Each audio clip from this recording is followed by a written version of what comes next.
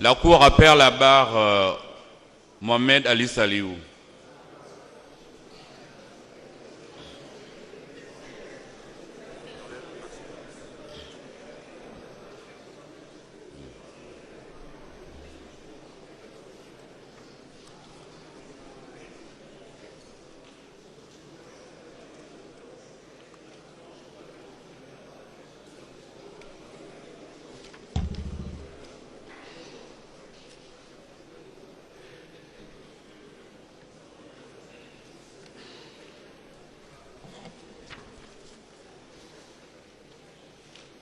Mohamed Ali Saliou, vous avez été renvoyé devant la Cour criminelle spécialisée pour répondre des faits de détournement de fonds publics, conclusion, blanchiment de capitaux et d'association de malfaiteurs.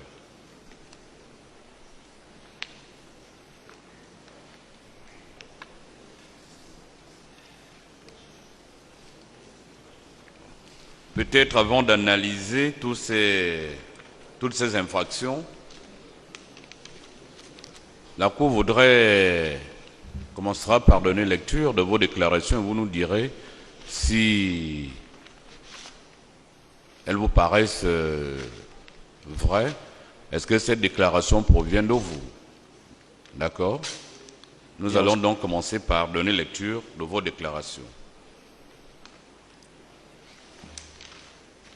Interrogé nommé Mohamed Ali Saliou, quant à lui déclarait que comme directeur de cabinet adjoint du président de la République, il avait une rémunération d'1,7 milliard. C'est vrai?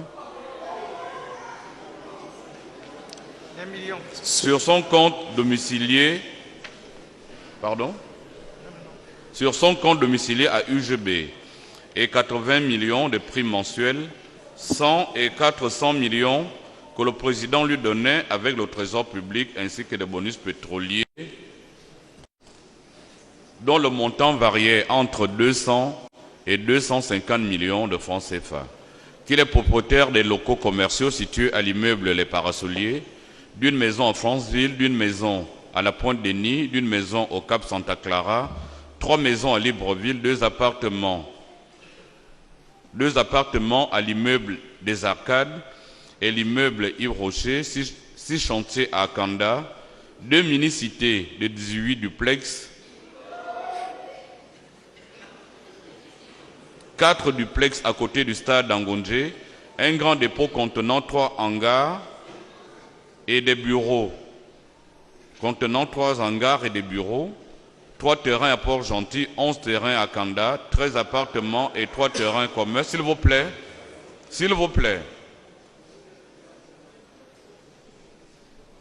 3 terrains communs avec son frère Osseni Ossa Abdoul et d'un terrain à Okala. Vous possédez également 16 véhicules, un bateau de plaisance, 6 jet skis et 4 quads. Vous êtes aussi propriétaire de plusieurs comptes bancaires au Gabon, notamment BGFI, crédités à hauteur de 500 millions, à la SCI Ndounou avec un dépôt à terme de 600 millions, à Orabank crédité à hauteur de 200 millions de francs CFA, à UGB crédité à 100 millions, à Ecobank contenant la somme de 100 millions, la SCI Ndou Ipso crédité d'environ 1,7 milliard, 2 DAP d'environ 2 milliards,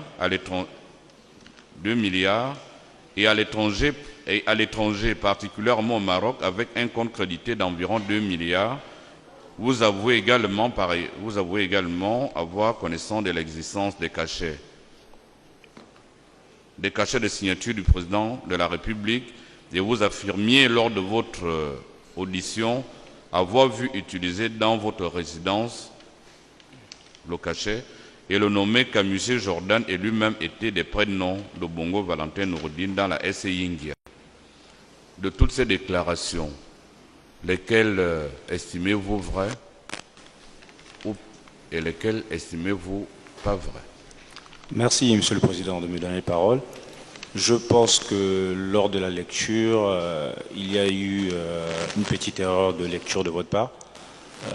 Il s'agissait de 1,7 million et non 1,7 milliard. 1,7 million. Oui. Votre salaire. Et non 1,7 milliard. Je pense qu'il y a eu une erreur lors de la lecture. Pour ce qui est des cachets, vous avez dit que l'ancien président les a utilisés dans ma résidence. Ce n'était pas dans ma résidence, mais plutôt dans la sienne. Dans la sienne. La résidence de l'ancien chef d'État. Oui. Je l'ai vu utiliser... Noureddine. Non, pas Noureddine. Valentin. Qui? Le chef d'État lui-même, je l'ai vu utiliser les cachets au sein de sa résidence. Est-ce que cela posait problème si le chef d'État utilisait son cachet? Pas du tout, Monsieur le Président. C'est juste que lors de la lecture, j'ai cru comprendre que j'aurais déclaré que c'était dans ma résidence qu'il l'a utilisé. D'autres cachets? Et d'autres personnes utilisaient ce cachet à votre connaissance? Monsieur le Président, à ce que je sache, non. Mais il existait bel et bien des cachets signatures. Il y en avait 3 qu'il gardait dans une mallette chez lui à la maison. Cette mallette n'est jamais arrivée au bureau de la présidence de la République. Vous êtes propriétaire des locaux commerciaux situés à l'immeuble des Parasoliers? C'est bien ça, Monsieur le Président. D'une maison en Franceville? C'est bien ça, Monsieur le Président. Pour tout le reste, c'est bien ça. C'est véridique. Oui.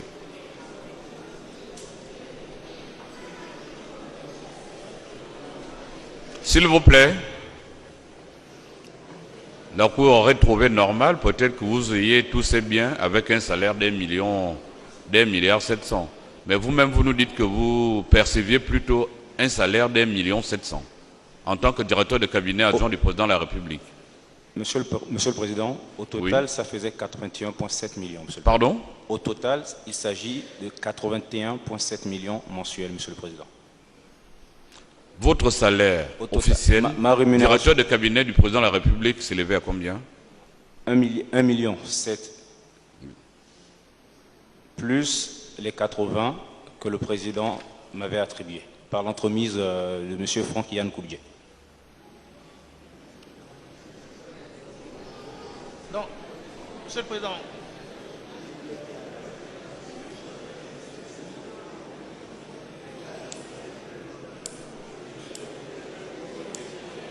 s'il vous plaît, vous aviez donc une rémunération nette d'1,7 million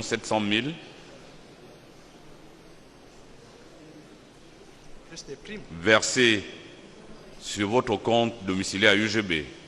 C'est bien ça, Monsieur le Président.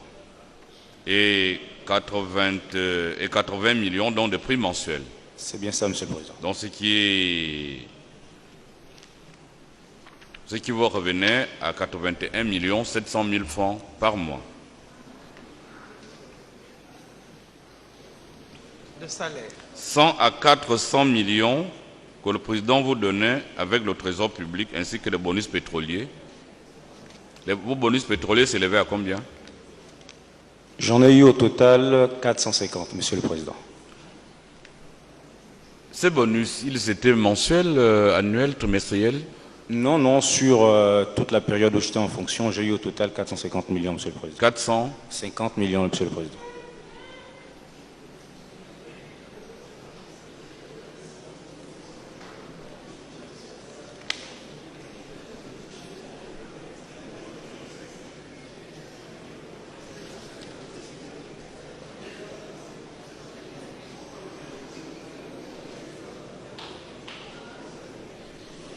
Donc inutile de revenir donc sur les autres biens que nous avons cités.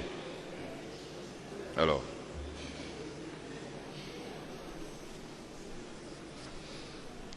avec un salaire mensuel de 81 millions,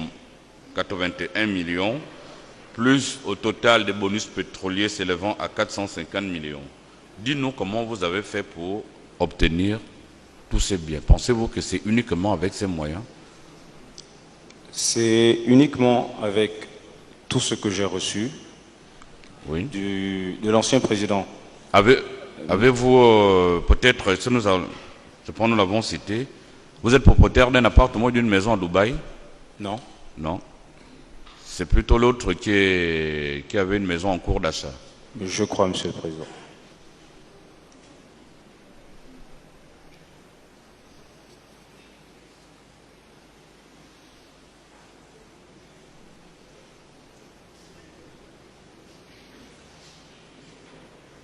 Vous êtes resté en fonction pendant combien de temps? Pratiquement 4 ans, Monsieur le Président. 4 ans. Pratiquement, oui, Monsieur le Président. Oui. Après avoir passé 1 année ou 2 ans comme directeur administratif et financier au Conseil national de l'électricité. Après mes 2 ans de CE, oui, en effet, j'ai fait 2 ans, pratiquement 2 ans aussi au sein du Conseil national.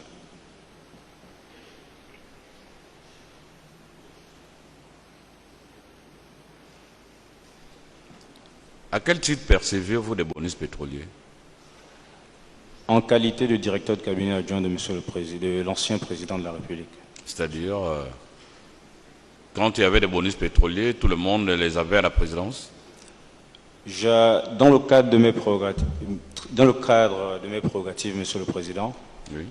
j'assistais l'ancien chef de l'État et aussi je devrais mettre en exécution toute instruction qu'il pouvait me donner, que ce soit lui, que ce soit M. Nourdine Bongo Valentin, en qualité de coordinateur général des affaires présidentielles, et aussi après cessation de sa fonction de coordinateur général des affaires présidentielles. Donc j'assistais vraiment l'ancien chef de l'État tous les jours. Et c'est dans ce cadre et aussi dans le cadre de tous les dossiers administratifs que nous avons eu à traiter au sein du cabinet que j'ai perçu ces primes, ces bonus pétroliers. Si vous me permettez, Monsieur le Président, Oui. je maintiens le mot bonus parce que depuis le début de ce procès, il y a eu certaines discussions pour savoir si c'était une prime ou un bonus. Moi, je maintiens le mot bonus pour la simple et bonne raison que c'était l'expression qu'on utilisait. On parlait bel et bien de bonus pétrolier. Donc, je maintiens bonus pétrolier, Monsieur le Président. D'accord. Les conseils de l'État viendront peut-être nous repréciser les choses.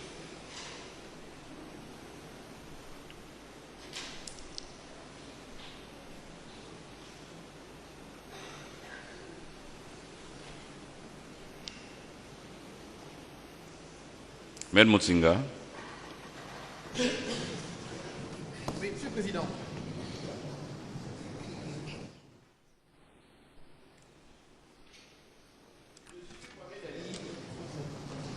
Lors de son interrogatoire au fond du 21 février 2024,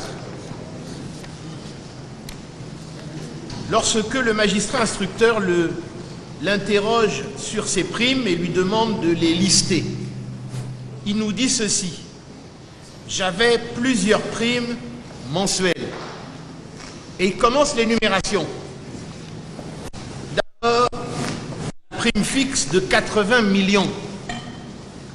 Il nous en a parlé tout à l'heure.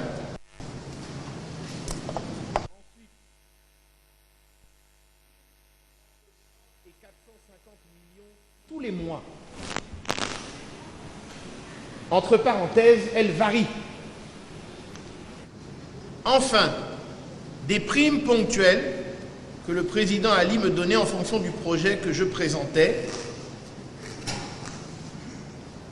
Le plus gros montant que j'ai reçu en une fois, c'était 2 milliards.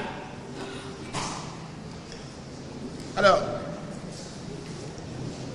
depuis tout à l'heure, M. Mohamed Ali tourne, il nous parle de son salaire d'abord d'1,7 million, après il nous parle de bonus pétroliers qu'il n'aurait touché qu'une seule fois, 450 millions, et des primes mensuelles. Mais apparemment, devant le magistrat instructeur, ce n'est pas ce qu'il disait. Il a, en tout et pour tout, en plus de son salaire, 3 primes. Une de 80 millions, une autre qui varie entre 100 et 450 millions, et ensuite des ponctuels qui pouvaient aller jusqu'à 2 milliards. Et cela confirme le bien fondé de votre question, Monsieur le Président, quand vous lui demandez, mais enfin, avec tout ça là, tout ce patrimoine que vous avez, comment est-ce que vous avez fait pour le financer? Et bien évidemment, lorsqu'on touche tous les mois des primes, outre 80 millions, des primes entre 100 et 450 millions, et des primes ponctuelles qui peuvent avoisiner le milliard ou 2-3 milliards, c'est normal qu'on arrive à financer un tel patrimoine. Donc, qu'ils nous disent la vérité, Monsieur le Président, qu'ils nous disent la vérité, hein, et qu'ils précisent très exactement à la Cour combien il gagnait, quels étaient ses revenus, précisément. Mohamed Ali Saliou, vous reconnaissez percevoir plusieurs primes et bonus. Est-ce que vous disposez d'un document vous accordant ces primes et bonus? Monsieur le Président, merci de me donner parole. Je possédais bel et bien certains documents qui pouvaient confirmer certaines... La prime de 80 millions. Pour 80 millions, je possédais bel et bien un document qui pouvait confirmer... Signé de l'ancien chef de l'État? Non, Monsieur le Président, mais si vous me permettez, je pourrais vous expliquer. Signé par qui? C'était signé par Monsieur Franck Yann Koubdje. Et ce qui confirmait vraiment... C'est lui qui fixait les primes? Monsieur le Président, pour avoir une réponse assez claire pour tous, il serait bien si vous pouvez m'accorder 2 minutes que je puisse vous expliquer tout en détail. Bon, la première chose à noter, c'est le directeur général de la comptabilité publique et du Trésor qui a signé ce montant, c'est cela? Sur un tableau... Est-ce que c'est lui qui a signé, le document, c'est cela? C'est bel et bien ça, Monsieur le Président. Ok, donc expliquez-nous comment cela s'est passé. Merci, Monsieur le Président. Suite à ma nomination, dans un premier temps, j'étais l'adjoint de M. Brice Lacruche à Lianga, qui m'a informé que j'aurais une prime de 20 millions tous les mois. Il me l'a donné via son secrétariat le premier mois. Le mois suivant, M. Franck Yann Koubdje m'a interpellé pour me laisser savoir que suite à une séance de travail avec l'ancien chef d'État Ali Bongo Ondimba et M. Noureddine Bongo Valentin, il m'a été attribué une prime de 80 millions ainsi qu'à lui. Ce qu'il a commencé à me verser. Et le document dont je parle, Monsieur le Président, c'est bien après quand l'ancien président Ali Bongo Ondimba m'a dit qu'il avait besoin du récapitulatif des primes qu'il accordait aux uns et aux autres. Ce que j'ai demandé à M. Franck Yann Koubdje, et c'est ce document qu'il m'a fourni qui m'a permis de réaliser qu'en réalité, M. le Président de la République de l'époque accordait ces primes aux présidents d'institutions, aux membres du gouvernement, aux directeurs généraux. Donc, pouvez-nous citer les noms, s'il vous plaît? Non. À tout le monde? Tout le monde, Monsieur le Président. Pourquoi vous refuserez que les noms soient cités? Est-ce que quelqu'un d'ici se... Donc, à tout le monde? À tout le monde, et je tiens à préciser, Monsieur le Président, il y avait des montants beaucoup plus élevés que le mien dans ce tableau. Veuillez nous les donner. La Cour vous l'autorise. Les montants? Oui. Et à qui on les donnait? C'est la Cour qui vous donne l'autorisation, allez-y. Non, Monsieur le Président, est-ce que c'est nécessaire? C'est pas nécessaire. Donnez les montants. Merci, Monsieur le Président. Oui. Du tableau que j'ai reçu, pour que ce soit clair déjà, un seul nom ne figurait pas sur le tableau, mais Yann Koubdje m'a bel et bien confirmé qu'il percevait aussi cette prime, mais il ne pouvait pas le mettre sur le tableau. Il s'agit de Noureddine Bongo Valentin. Oui. Son montant était hors catégorie en quelque sorte. Oui. Dites-nous comment cette prime était gérée. Tous les premiers ministres. Oui, combien? Les premiers ministres, avant qu'il y ait réaménagement, dès ma nomination, le Premier ministre en exercice touchait 150 millions par mois. Oui. Après réaménagement, ils ont réduit à 100 millions. Oui. Le secrétaire général de la présidence, touchait 40 millions. Le directeur de cabinet, 50 millions. Le ministre de la Justice, de mémoire, 50 millions. Ministre de l'économie, pareil. Ministre du budget. Combien? Je ne me rappelle pas des montants exacts. Je ne veux pas vous donner de faux chiffres. Je me dois de dire la vérité. Oui. Donc, tout ce beau monde, les membres du gouvernement, président de l'Assemblée nationale, président du Sénat. Donnez-nous les montants. Je ne me rappelle plus des montants exacts, Monsieur le Président. Donc, je ne veux pas vous donner des chiffres erronés. Laissez-le s'exprimer. Donc, laissez-le s'exprimer, Monsieur le procureur général. Allez-y. S'il vous plaît. S'il vous plaît, s'il vous plaît. Oui. Donc, ce qui fait que, pour moi, je n'y voyais aucun inconvénient qu'on m'ait attribué cette prime. Et en toute honnêteté, Monsieur le Président, je ne vais pas vous mentir, j'étais d'ailleurs très heureux de percevoir cette prime. Parce que je me demande qui, à ma place, aurait refusé de percevoir cette prime. Donc, Monsieur le Président, je percevais bel et bien ces primes et diverses autres primes que m'accordait l'ancien président de la République, Ali Bongo Ondimba. Quant aux montants qui ont été donnés, qui nous a été accordé, où j'ai bien mentionné que le plus élevé que j'ai reçu en une fois, où j'étais émerveillé, qui était de 2 milliards, on était à 3 ce jour-là. Il y avait l'ancien président, il y avait M. Franck-Yann Koubié, et le président nous a dit à tous les deux, bon travail à vous, Yann, tu envoies 2 milliards à Mohamed, toi aussi tu prends 2 milliards. Il faut que le peuple gabonais sache comment cela se passait. Et nous devons le savoir. Nous devons la vérité au peuple gabonais. Monsieur le Président, oui. C'est pour ça que s'il vous plaît. C'est pour ça que je vous demandais quelques minutes pour pouvoir donner plus de détails. Parce que au cours de ces 25 derniers mois, beaucoup de choses ont été dites, oui. Surtout me concernant. Il y a eu de fausses rumeurs qui ont été véhiculées sur les réseaux sociaux, comme quoi je gérais l'argent du pays, alors que c'était complètement faux. Monsieur Yann Koubié recevait ses instructions sur la gestion de la comptabilité publique et du Trésor de Monsieur Nourdine Bongo Valentin. Oui. Mais c'est Mohamed Ali Saliou qu'on accuse de tout. Pourtant, tout le monde le sait. Tous ceux qui ont occupé des fonctions le savent. Ils savaient exactement qui faisait quoi. Comment le système fonctionnait. Exactement. C'était un système qui existe depuis l'époque de feu président Omar Bongo Ondimba. Tous, excusez-moi de le dire, Monsieur le Président, ce système, je ne l'ai pas créé. Oui, j'y ai participé à un certain moment de ma vie. Merci. Mais je ne l'ai pas créé. Merci, Monsieur Abdoul. Il s'agit des finances de l'État gabonais, des finances publiques, dont c'est nécessaire quand même que l'on sache comment cela se passait. C'est indispensable. Maître Etenon, s'il vous plaît.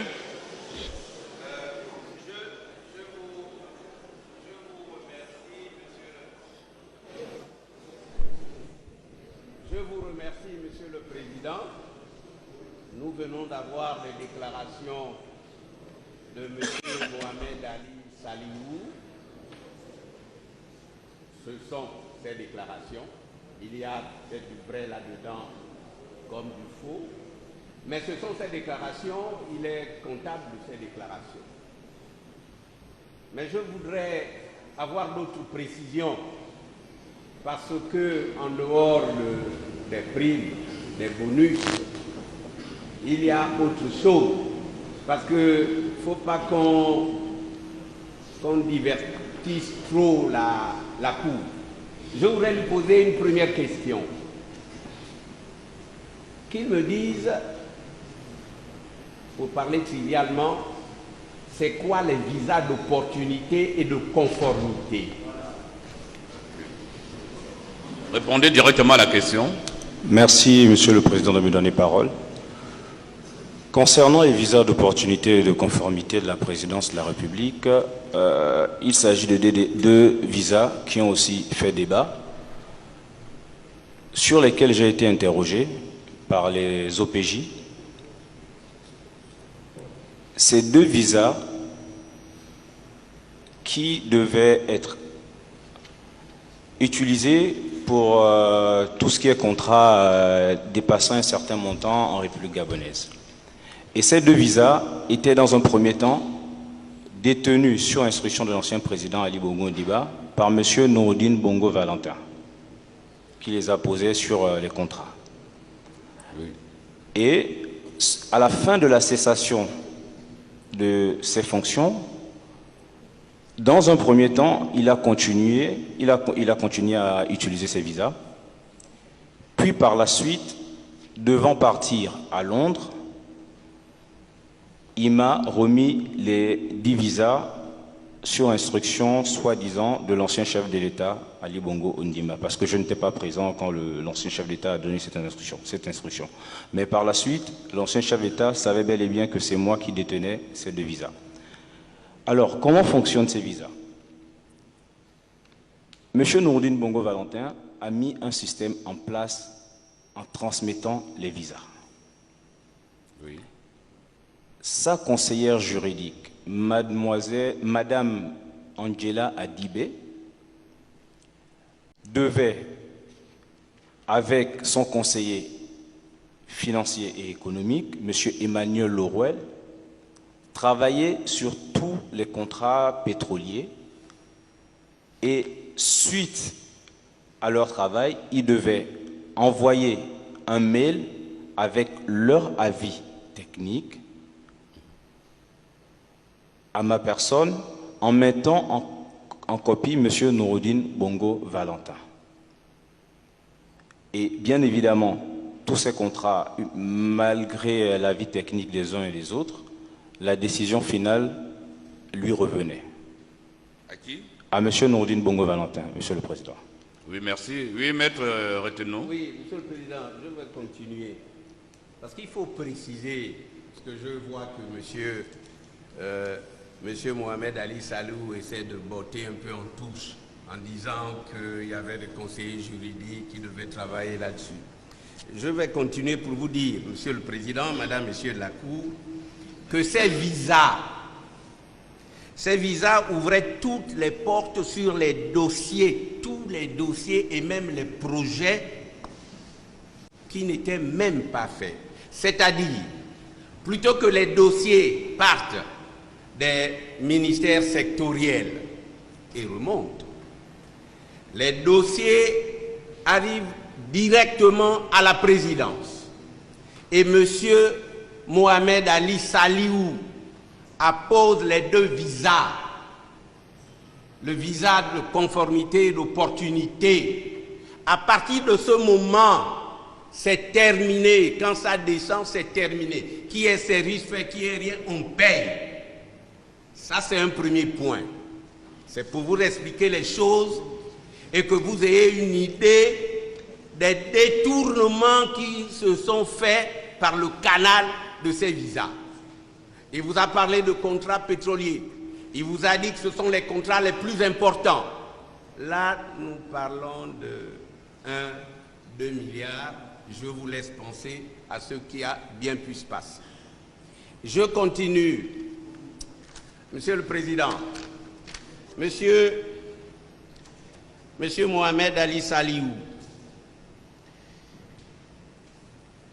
avez-vous eu connaissance des levées de fonds pendant les années 2021, 2022 et 2023? Pendant ces 3 années, il y a eu des emprunts obligataires. Avez-vous eu connaissance de ces emprunts? Répondez directement à la question. Merci, Monsieur le Président. Si vous me permettez, avant de répondre à cette question, il y a eu une première observation faite par le maître qui est totalement fausse. Il est important que je rectifie les faits, si vous me le permettez. Allez-y. Le maître vient de parler de visa de conformité et d'opportunité de la présidence en tenant des affirmations totalement fausses. Ces visas ne servent pas à aller décaisser de l'argent au un contrat pétrolier qu'on va prendre de l'argent au trésor public. Et j'ai tenu à préciser, je suis devant vous aujourd'hui, Monsieur le Président, et devant toute cette cour pour dire la vérité et éclairer le peuple gabonais. Pour la simple et bonne raison que des choses ont été faites bien, d'autres moins bien, d'autres mauvaises. Mais pour aller de l'avant, nous devons de dire les choses telles qu'elles ont été. C'est ce qu'on attend de nous. Je m'efforce à le faire, mais je vois que le ministère public préfère tourner en dérision ce que je dis, les déclarations importantes que je fais devant cette cour, en disant qu'elles sont peut-être vraies ou peut-être fausses, alors que le peuple gabonais veut entendre cette vérité. Et j'ai cité des noms, j'ai cité celui qui décaissait. On peut l'appeler devant cette cour pour lui demander de venir confronter et me dire. Ce n'est pas ça le problème. Répondez à la question de maître. La Cour vous a donné la latitude de citer les noms et de donner les montants. Merci. Maintenant, veuillez répondre à la question de maître, s'il vous plaît. Vous avez cité les noms, on continue. Oui. On a entendu ce que vous avez dit. Nous l'avons déjà entendu. Merci. Maintenant, veuillez répondre à la question posée par maître Reteno. Merci, Monsieur le Président. Excusez-moi, mais j'ai perdu le fil de mes idées parce que j'ai été interrompu. Si vous me permettez, la question c'était quoi déjà? Les emprunts obligataires. Merci, monsieur. Étiez-vous au courant de ces emprunts? J'étais au courant de tous les emprunts. Comment était-il géré? J'étais au courant de tous les emprunts obligataires, Monsieur le Président. Les emprunts obligataires étaient gérés par le ministère de l'économie et la personne ressource au sein de la présidence de la République qui travaillait dessus était le conseiller spécial Emmanuel Leroy qui rendait compte à Monsieur Noureddine. Et bien évidemment, à moi aussi, j'étais dans la boucle. Bon, monsieur le Président. Maître. Je poursuis sur ma lancée. Les fonds qui ont été recueillis à l'occasion de ces emprunts obligataires ont-ils été versés au Trésor public? Répondez directement à la question. Oui, me répond par oui ou par non. Maître, monsieur Mohamed Ali. Merci. À la question. Merci. Est-ce que ces fonds ont été reversés dans les comptes du Trésor public? Merci, Monsieur le Président. Pour ce qui est de la levée des fonds, ça dépend de l'utilisation pour laquelle la levée a été faite. Tout à fait. Donc, en fonction de l'utilisation, si c'est pour financer des projets, des fonds sont un projet. Si c'est pour financer un projet, logiquement, les fonds sont attribués automatiquement au projet. Si c'est pour faire un paiement de dette intérieure, par exemple, c'est payé directement de la banque vers les opérateurs que la direction générale du public. Nous connaissons le mécanisme. Est-ce que ces fonds étaient reversés dans les comptes du Trésor public gabonais? Monsieur le Président, c'est ce que je m'efforce d'expliquer. Ce n'est pas moi qui... Même si c'est la dette, si c'est versé pour la dette, mais la dette ne va pas aller prendre ça. La dette prend ses fonds dans les comptes du Trésor public. Est-ce que ces fonds étaient reversés dans les comptes du Trésor public gabonais? Monsieur le Président, je ne pourrais pas vous confirmer ou pas cela, parce que ce n'était pas de ma responsabilité de choisir la destination de ces fonds, ni de faire le suivi de ces fonds. C'est et le ministère de l'économie et le directeur général de la comptabilité publique et du Trésor, c'est eux qui s'en occupaient. Mais oui, j'étais au courant de ces levées de fonds. Et la destination de ces fonds en tant que directeur de cabinet adjoint du président de la République, vous ne supervisez pas cela? Monsieur le Président, excusez-moi de le dire, mes prérogatives étaient définies par le chef de l'État et par M. Noureddine Bongo Valentin. J'exécutais ce qu'on me disait de faire. Pour cela, on ne m'avait pas chargé de m'occuper de la destination de ces fonds, Monsieur le Président. Les prérogatives du directeur de cabinet adjoint, c'est plutôt Noureddine Bongo Valentin et le président de la République, qui ne sont pas institutionnellement établis. Vous étiez directeur de cabinet adjoint. Oui, vous êtes directeur de cabinet titulaire. Oui, Monsieur le Président. Ce n'est pas, quand on est adjoint, vous faites Ce que le titulaire vous dit? Dans la constitution gabonaise, au moment des faits, c'est Il n'y avait pas tout cela. c'est le président de la République qui définissait mes prérogatives. Je devais l'assister et il pouvait aussi me confier n'importe quelle tâche qu'il jugeait utile, Monsieur le Président. Bon, comme vous êtes debout, maître, nous allons avancer. Oui, s'il vous plaît, j'ai beaucoup de choses à dire. Ce monsieur a dit qu'il allait dire la vérité et toute la vérité. Avait-il, Monsieur le Président, connaissance du compte BICIG qui a été ouvert pour loger certains fonds des emprunts obligataires? Au niveau où il était, cette information devait l'avoir. Êtes-vous au courant de l'ouverture de ce compte? Ça ne me dit absolument rien, Monsieur le Président. Monsieur le Président,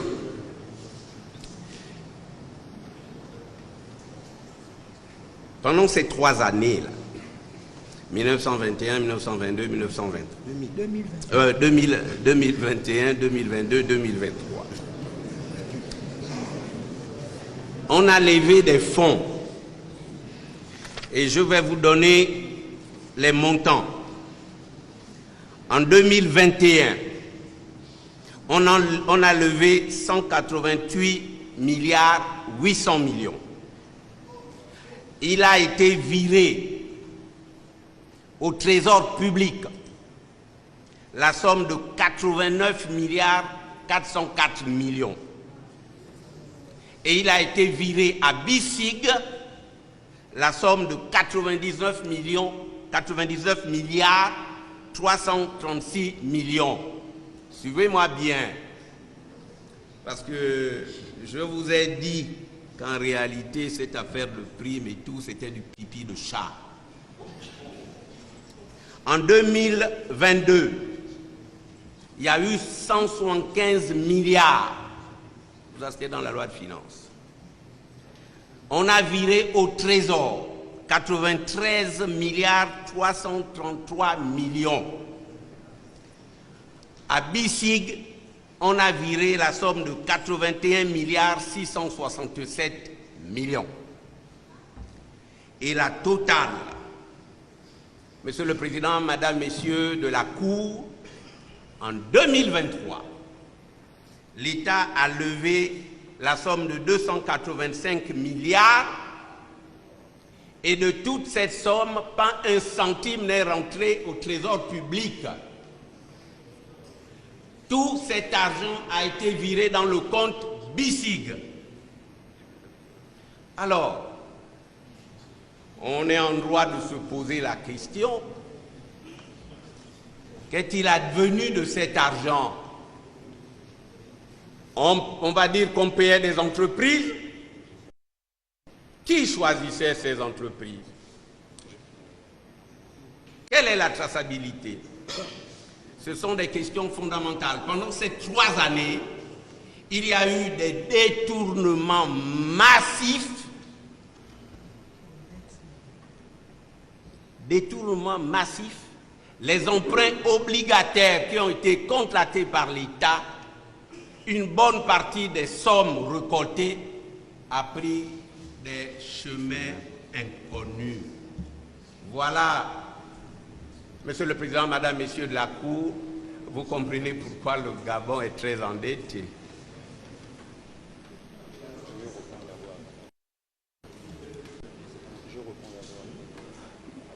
Monsieur le Président. Juste un instant. La Cour va vous donner la parole.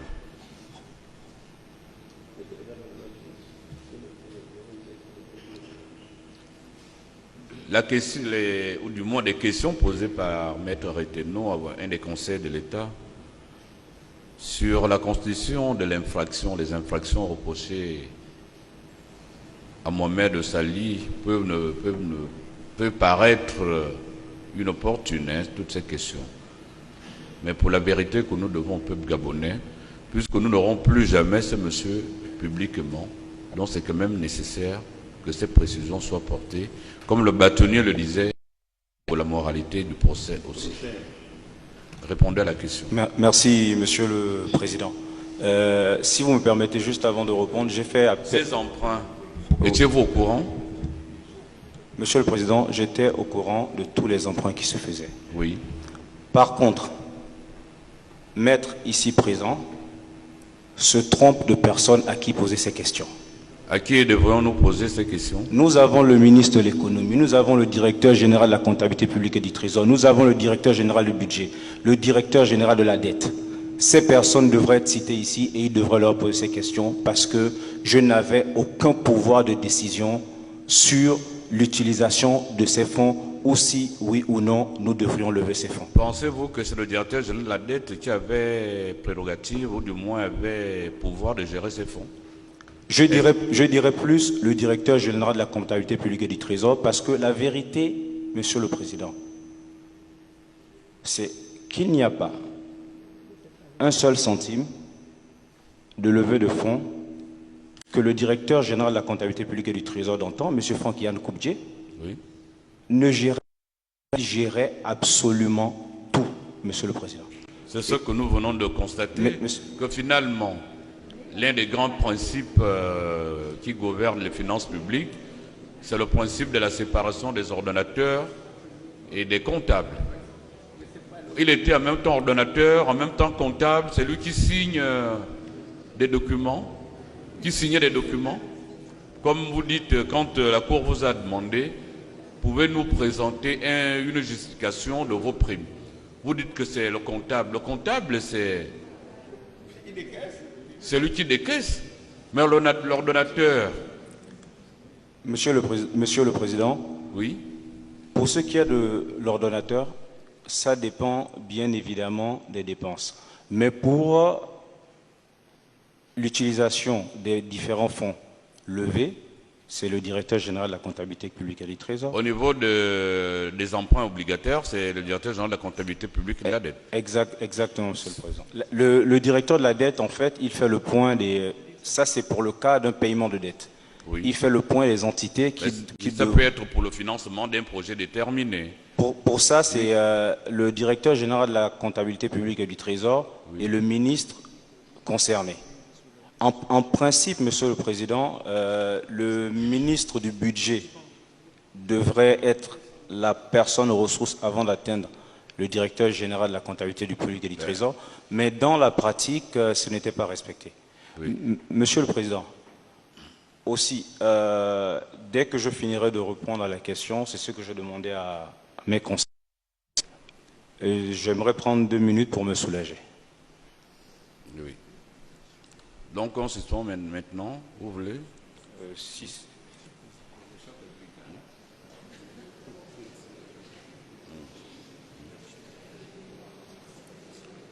Okay. Maître, je pense sur l'instruction. Monsieur le bâtonnier, nous allons momentanément suspendre. Hein.